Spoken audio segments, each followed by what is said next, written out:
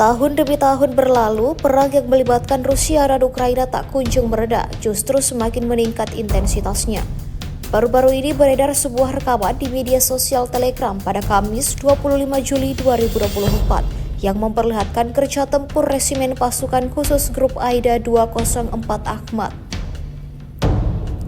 Tak peduli siang ataupun malam hari, pejuang Rusia terus bekerja menjalankan misinya. Dalam video dapat dilihat bagaimana para prajurit pembela Rusia sigap mengatur persiapan serangan rudalnya. Di sisi lain, tampak mereka menembaki pasukan lawannya yang beroperasi di tengah hutan pada malam hari hingga tumbang. Tak habis sampai di situ, pasukan Ahmad itu juga menciptakan kembang api mematikan yang tak lain adalah bom cangkang pembakar pada titik pertahanan Ukraina. Rentetan serangan ini jelas memberikan kerugian yang mutlak pada kubu Zelensky.